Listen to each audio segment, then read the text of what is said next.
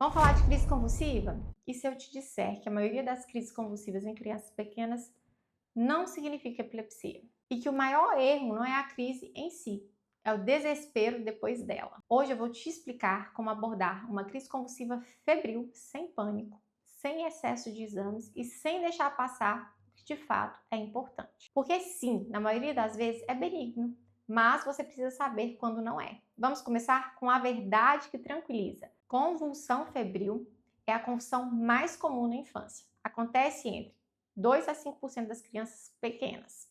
Qual que é a idade clássica? A idade clássica é entre 6 meses a 5 anos. E o pico é entre 12 e 18 meses. Guarda isso. Não é epilepsia, não é doença neurológica de base e tem bom prognóstico. Aqui, a primeira missão é acalmar os pais. Todo mundo chega desesperado com uma crise compulsiva na urgência. Mas você vai acalmar esses pais com segurança. É aquela temperatura acima de 38 graus, sem infecção no sistema nervoso central, sem distúrbio metabólico, sem história prévia de convulsão febril. Ou seja, é a febre que dispara a crise. E normalmente essa febre vem de que, Ana? Pode vir de um quadro de uma IVAS, que é o mais comum, de uma roséola, de uma otite. Vida real de consultório. Agora vem a parte que muda a conduta. Nem toda convulsão febril é igual. Existe a simples, existe a complexa, e essa diferença ela importa e muito. Convulsão febril simples é a mais comum. Ela é generalizada tônico-clônica. Ela dura poucos segundos, até no máximo 15 minutos. Em alguns livros vocês vão ver até 5 minutos. E ela não vai se repetir ali nas primeiras 24 horas. Aqui o prognóstico ele é excelente.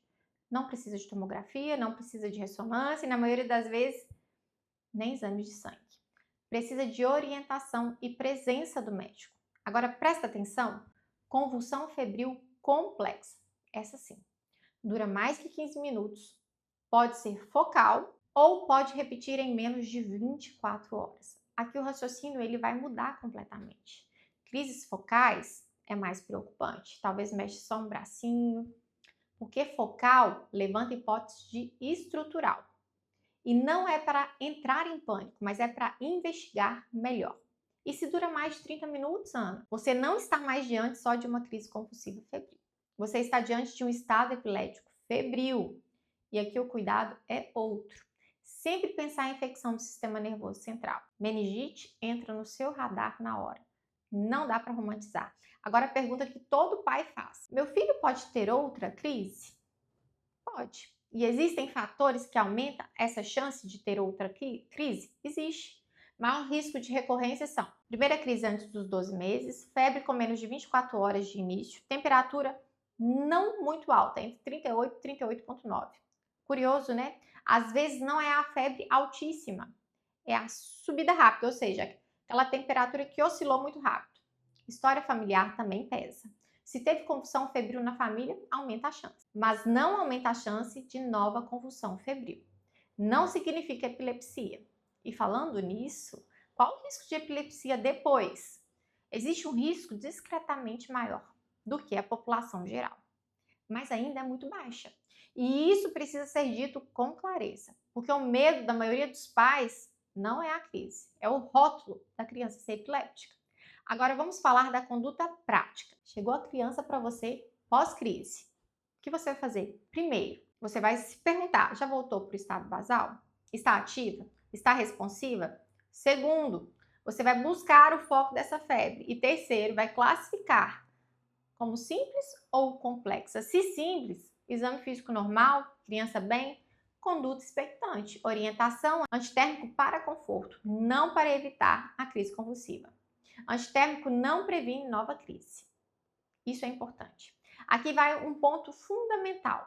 Durante a crise, o que eu vou fazer? Durante a crise, o que eu vou fazer? Primeira coisa, você vai fazer o MOVE, monitorar oxigênio e acesso venoso. Você vai colocar essa criança de lado, proteger a cabeça, não colocar nada na boca e não segurar a força. E você vai começar a contar o tempo. Porque na emergência, minutos viram eternidade. Mas na decisão clínica, o tempo ele importa. Agora, deixa eu dizer algo que muda postura. Convulsão febril simples não deixa sequela. Ela não causa atraso cognitivo. Não queima neurônio. O que marca a família é o susto e por isso a sua postura é tão importante quanto a sua prescrição. Medicina é técnica, mas também é segurança emocional. Se você transmite a calma fundamentada, os pais saem fortalecidos. Se você transmite medo, você cria trauma. Resumo prático para você nunca esquecer: menos de 15 minutos, generalizada, única em 24 horas, ela é considerada simples. Mais de 15 minutos, focal ou recorrente, é uma crise convulsiva complexa. Mais de 30 minutos, estado epiléptico. Nesses casos, você sempre vai excluir infecções do sistema nervoso central.